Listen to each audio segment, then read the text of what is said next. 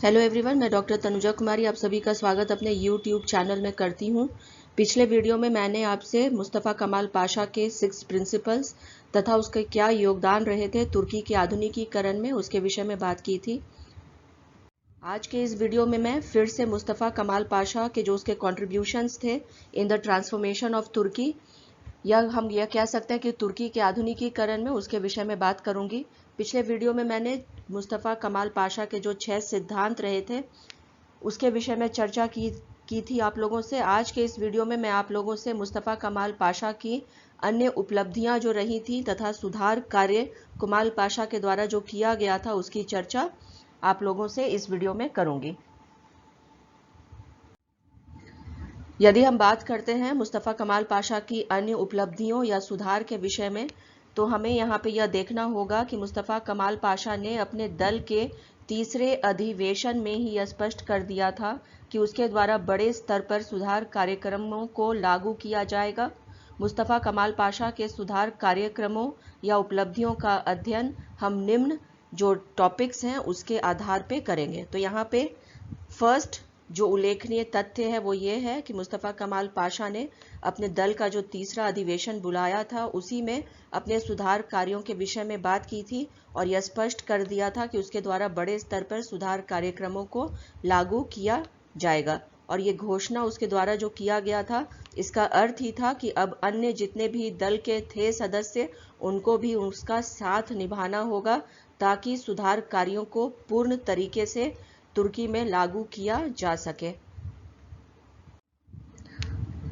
Next, यदि यहाँ पे हम चर्चा करते हैं कि शिक्षा जो आधार होती है किसी भी समाज का या आईना होता है, तो उस क्षेत्र में हम देखते हैं कि मुस्तफ़ा कमाल पाशा के द्वारा शिक्षा के क्षेत्र में भी कई सुधार कार्य किए गए थे।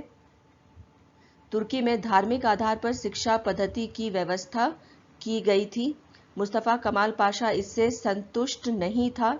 उसने माध्यमिक शिक्षा में कई परिवर्तन किए और साथ ही साथ पश्चिमी शिक्षा पद्धति के आधार पर उसका पुनर्गठन किया था। तो यहाँ पे फर्स्ट हम जो देखते हैं चेंजेस उसके द्वारा जो लाया गया था, एक तो पहला यह कि जो धार्मिक आधार पर शिक्षा पद्धति थी उसको वो पसंद नहीं करता था या उससे असंतुष्ट था। दूसरा कि माध्यमिक शिक्षा में उसने कई परिवर्तन किए थे और इसके पश्चात पश्चिमी शिक्षा पद्धति के आधार पर शिक्षा जो रही थी उस समय की स्थिति उसमें सुधार लाने का कार्य या उसके आधार पर पुनर्गठन करने का कार्य उसके द्वारा किया गया था। पश्चिमी देशों से कई शिक्षकों को बुलाकर नए नए स्कूल खोलकर नए पत्र पत्रिकाओं को आरंभ कर देश में शिक्षा के विकास के मार्ग को प्रशस्त किया था। तो यहाँ पे पश्चिमी देशों से शिक्षकों का बुलाया जाना, साथ ही साथ नए स्कूलों की स्थापना करना और नए नए पत्र पत्रिकाओं का जारी करना, ये बताता है कि उसने शिक्षा के क्षेत्र में सुधार के लिए जो पश्चिमी देश से शिक्षक बुलाए थे उसके द्वारा शिक्षा पद्धति में सुधार करते हुए शिक्षा पूरा जो हम कह सकते हैं कि जो परिदृश्य रहा था तुर्की में उसमें बदलाव लाने का प्रयास किया था। मुस्तफ़ा कमाल पाशा ने स्विट्जरलैंड से प्रोफेसर को तुर्क बुलाकर उनके परामर्श पर विश्वविद्यालय स्तर शिक्षा में कई महत्वपूर्ण परिवर्तन भी किए थे। मुस्तफ़ा कमाल पाशा के द्वारा इस्तांबुल में एक मेडिकल कॉलेज की स्थापना की गई थी तथा वहां पढ़ाने के लिए विदेशों से शिक्षकों को बुलाया गया था। यहाँ पे मेडिकल कॉलेज का खोला जाना, हम देखते हैं कि जो टेक्निकल जो शिक्षा होती है या हायर एजुकेशन में सुधार, इसका प्रयास भी इसके साथ में किया गया था। आगे यहाँ पे यदि हम और चर्चा करते हैं शिक्षा के क्षेत्र में सुधार की, तो हम यह देखते हैं कि शिक्षा में सुधार के अंतर्गत उसके द्वारा स्काउट के संगठन और खेल कूद को भी प्राथमिकता दी गई थी। हल्काली और अंगोरा में कृषि हाई स्कूल की स्थापना की गई थी और लैटिन अल्फ़ाबेट्स लागू किए गए थे। तो यहाँ पे जो हम देखते हैं कि समग्र रूप से जितना भी प्रयास उसके द्वारा किया जा सकता था, जो रूढ़िवादी हम कह सकते हैं कि एक प्रकार से जो शिक्षा रहा था तुर्की का या पद्धति जो रहा था, जो धर्म से जुड़ा हुआ था, उसमें चेंजेस लाने का उसके द्वारा प्रयास किया गया था। पश्चिमी शिक्षा पद्धति के आधार पर उसका पुनर्गठन करना, पश्चिमी शिक्षक देशों से शिक्षकों को बुलाना, साथ ही साथ मेडिकल कॉलेज की स्थापना करना, विश्वविद्यालय स्तर के शिक्षकों को बुलाना तथा स्विट्जरलैंड के प्रोफेसर को बुला करके विश्वविद्यालय शिक्षा जो स्तर है उसमें परिवर्तन लाना, मेडिकल कॉलेज की स्थापना तथा स्काउट के संगठन और हलकाली में और अंगोरा में कृषि हाई स्कूल की स्थापना करना, ये सभी दर्शाता है कि मुस्तफ़ा कमाल पाशा जो है वो शिक्षा के क्षेत्र में बहुत अधिक सुधार करने का प्रयासरत रहा था और साथ ही साथ उसने लैटिन अल्फ़ाबेट्स को भी लागू करने का प्रयास किया था। मुस्तफ़ा कमाल पाशा के अन्य सुधारों के विषय में हम यदि बात करते हैं तो महिलाओं की सामाजिक स्थिति में भी उसने सुधार लाने का प्रयास किया था। मुस्तफ़ा कमाल पाशा महिलाओं में विद्यमान अशिक्षा और पर्दा प्रथा से काफ़ी दुखी था। उसने सर्वप्रथम विवाह की आयु 17 वर्ष निश्चित कर दी थी तथा 17 महिलाओं को राष्ट्रीय सभा में सदस्य के रूप में नियुक्त किया था। तो यहाँ फर्स्ट जो उल्लेखनीय तथ्य महिलाओं के सामाजिक स्थिति में सुधार के लिए जो मुस्तफ़ा कमाल पाशा के द्वारा किया गया था कि जो विवाह की आयु थी उसे 17 वर्ष फिक्स किया गया था तथा 17 महिलाओं को राष्ट्रीय सभा में सदस्य के रूप में नियुक्त किया गया था। समाज में जो पहले से चली आ रही बहुपत्नी विवाह का जो प्रथा रहा था उसे भी उसने समाप्त किया था। तलाक की स्थिति में पति पत्नी दोनों को एक समान अधिकार प्रदान करने की बात वह करता था। जैसा कि यहाँ पे मैंने अभी आप लोगों से कहा कि तलाक की स्थिति में पति पत्नी दोनों को ही एक समान अधिकार की वह बात करता है। यहाँ वह दर्शाता है कि वो equality between main and women में बिलीव करता था। गैर मुसलमानों से विवाह के लिए मुस्लिम महिलाओं को स्वतंत्रता प्रदान की गई थी। यहाँ पे गैर मुसलमानों से भी यदि कोई महिला विवाह करना चाहती थी तो उन्हें पूर्ण स्वतंत्रता दी गई थी और पर्दा प्रथा पर पूर्ण रूपेण उसके द्वारा प्रतिबंध लगा दिया गया था। तो यहाँ पर्दा प्रथा का समापन, महिलाओं को राष्ट्रीय सभा में सदस्य के रूप में नियुक्त करना, बहुपत्नी विवाह प्रथा समाप्त करना, तलाक की स्थिति में पति पत्नी दोनों को ही एक बराबर अधिकार देना, ये सभी दर्शाता है कि मुस्तफ़ा कमाल पाशा महिलाओं की सामाजिक स्थिति में सुधार लाने का प्रयास किया था। आगे यदि हम अन्य सुधारों के विषय में बात करते हैं तो मुस्तफ़ा कमाल पाशा ने कानून व्यवस्था के क्षेत्र में भी सुधार लाने का कार्य किया था। पाशा ने अप्रैल 1924 में एक प्रस्ताव के द्वारा दीवानी मामलों को धार्मिक अदालतों में ले जाने की व्यवस्था को समाप्त की थी। तो यहाँ पे 1924 में दीवानी मामलों को धार्मिक अदालतों की व्यवस्था से अलग करने का प्रयास किया गया था, इसको रोकने के द्वारा कि दीवानी के जो मामले हैं उसको धार्मिक अदालतों में नहीं ले जाया जा सकता है, क्योंकि धार्मिक मामले जो होते हैं वो अलग तरीके से होते हैं।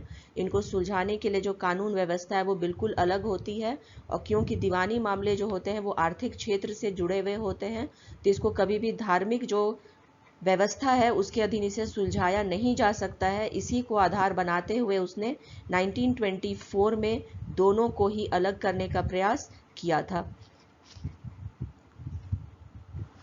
1926 में उसने उस्मानी कानून के स्थान पर स्विट्जरलैंड के दीवानी कानून को लागू किया था। आगे यहाँ पे यदि हम और बात करते हैं कानून व्यवस्था में सुधार के विषय में तो जर्मनी का कानून तथा इटली के दंड व्यवस्था को उसने लागू करने का प्रयास किया था। जितनी भी चर्चा मैं आप लोगों से यहाँ पे कमाल पाशा के विषय में कर रही हूँ, ये स्पष्ट दिखता है कि उसके द्वारा जो फॉरेन कंट्रीज थे या जो विदेशों में जहाँ से अच्छा जो पक्ष उसे दिखाई देता था उसे वो अपनाने का कार्य करता था। ये दर्शाता है कि वो कितने ही हम कह सकते हैं कि एक उसका दर्शाता है समझ का जो उसका स्तर था उसको भी, और इसी वजह से शायद जो है उसे फादर ऑफ मॉडर्न टर्की भी कहा जाता है। यहाँ पे जर्मनी के कानून व्यवस्था या जो कानून का स्वरूप था उसका अपनाया जाना और इटली के दंड विधान को लागू करना, ये दिखाता है कमाल पाशा के विषय में कि वह कानून व्यवस्था को सही मायनों में इसमें सुधार लाने का प्रयास कर रहा था।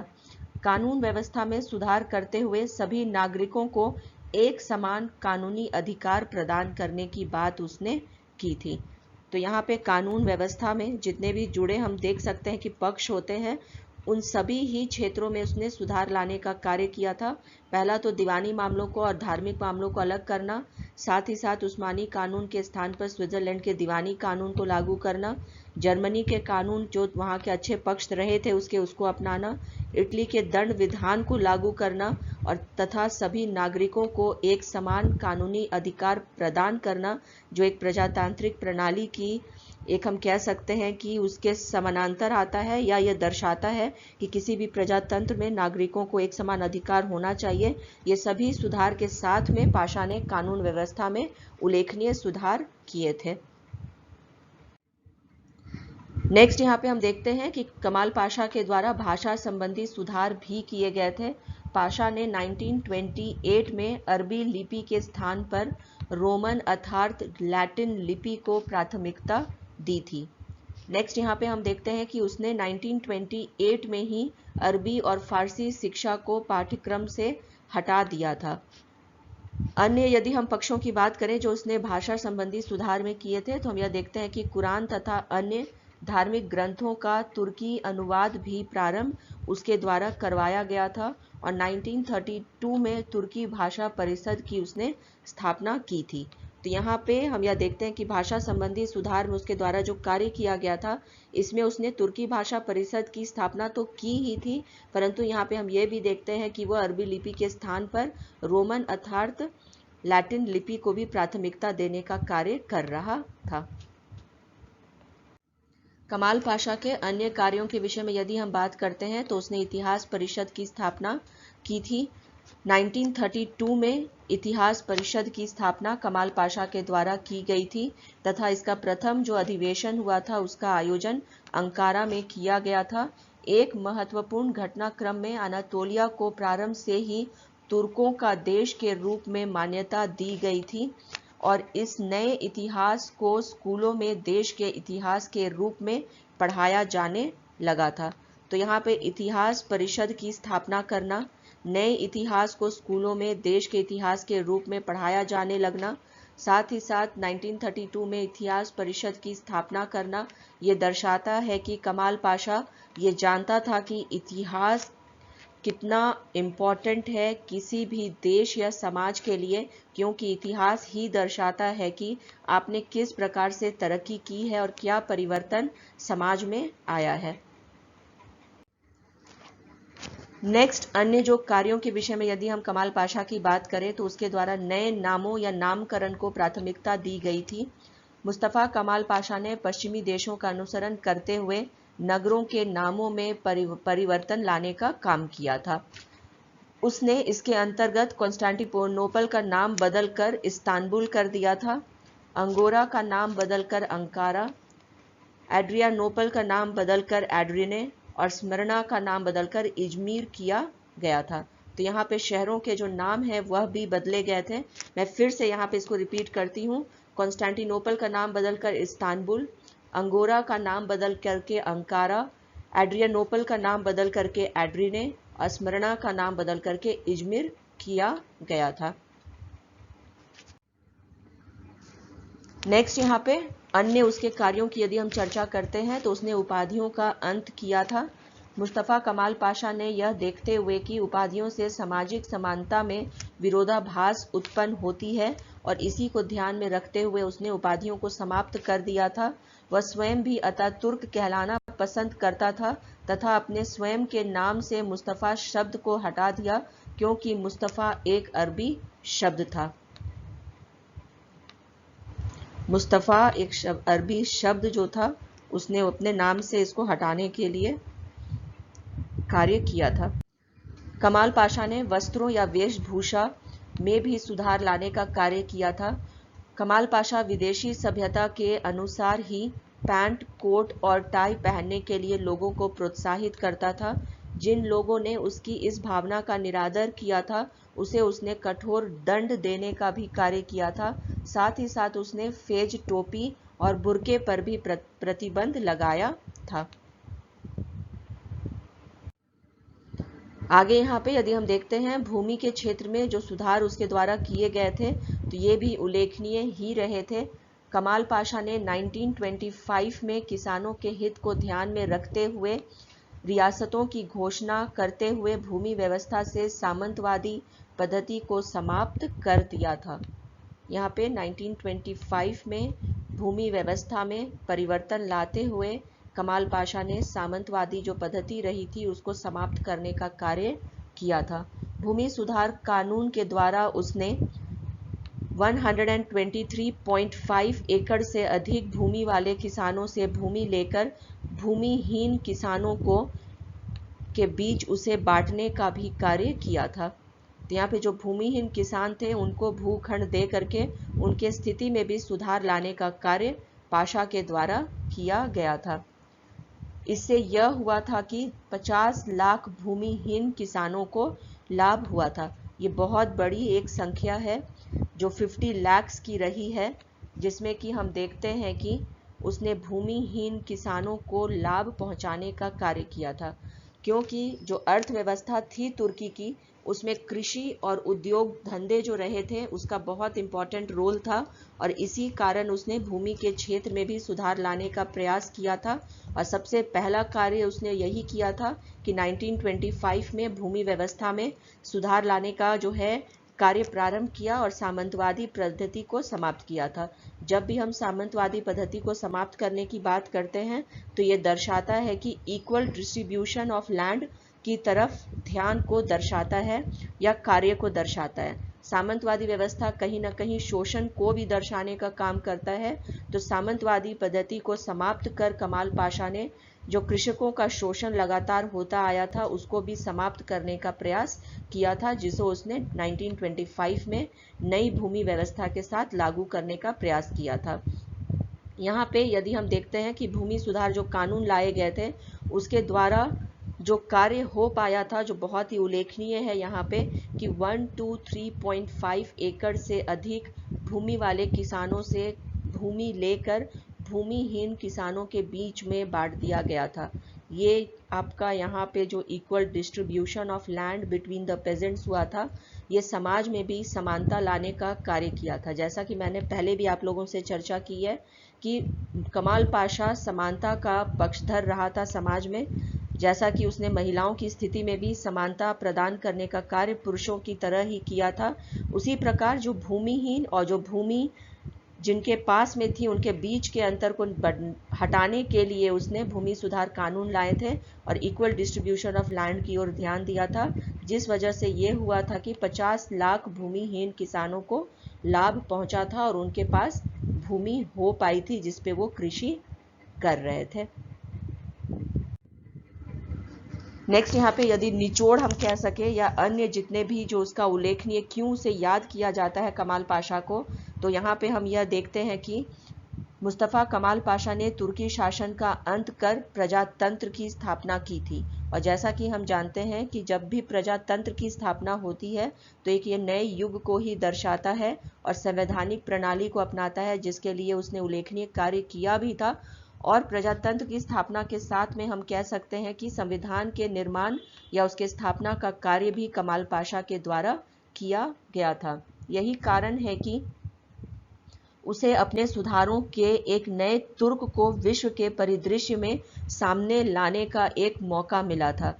पूरा एक हम कह सकते हैं कि न्यू टर्की विश्व के समक्ष उभर करके आया था, जिसने तुर्की के आधुनिकीकरण के द्वार खोल दिए थे, या फिर हम कह सकते हैं कि तुर्की के द्वार विदेशों के लिए भी खोल दिए थे, जिस वजह से विदेशों के साथ संपर्क में आने के कारण तुर्की की जो अर्थव्यवस्था थी उसमें भी हमें प्रगति देखने को मिलती है।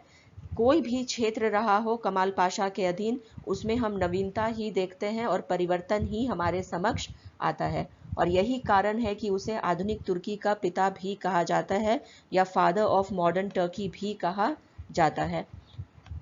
यदि हम यहाँ पे कमाल पाशा के विषय में अन्य तथ्यों के विषय में बात करें तो 10 नवंबर 1938 को बीमारी के कारण कमाल पाशा की मृत्यु डोलमाबाहे महल में हो गई थी। तो यहाँ पे जो उसकी डेथ हुई थी वो 10 नवंबर 1938 को बीमारी के कारण हुई थी और वह डोलमाबाहे महल में हुई थी। यहाँ पे उसने मृत्यु पूर्व ही यह इच्छा व्यक्त कर दी थी कि उसकी सभी संपत्ति रिपब्लिकन पीपल्स पार्टी को दान के रूप में दे दिया जाएगा तथा उसकी निधियों का वार्षिक ब्याज उसकी बहन मकबूल और उसके दत्तक बच्चों के भरण पोषण पर खर्च किया जाएगा। तो यहाँ जो इसके मृत्यु पूर्व की जो इच्छा भी रही थी वो भी यह व्यक्त करता है कि उसने अपने मृत्यु के पूर्व ही किनके पास उनका जो धन है वो जाएगा और किस प्रकार से उसका उपयोग किया जाएगा उसको भी निर्धारित करने का काम कमाल पाशा के द्वारा किया गया था।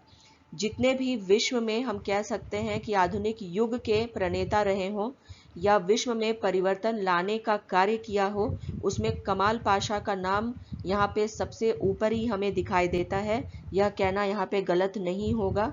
कमाल पाशा ने जिस प्रकार से एक धार्मिक देश तुर्की को उससे ऊपर उठा करके एक नए युग की ओर ले गया था, ये विश्व में तुर्की के स्थान को उल्लेखनीय बनाने में तथा उसे यूरोपियन हम कह सकते हैं जो परिदृश्य था उस समय का या राजनीतिक परिदृश्य था उसमें भी स्थान दिलाने का कार्य किया था। इसी के साथ मैं अपने इस चर्चा को यहीं पे विराम देती हूँ। यदि आप लोगों को मेरा यह वीडियो पसंद आया हो तो प्लीज़ लाइक करें, शेयर करें और सब्सक्राइब करें। Please stay connected. Thank you.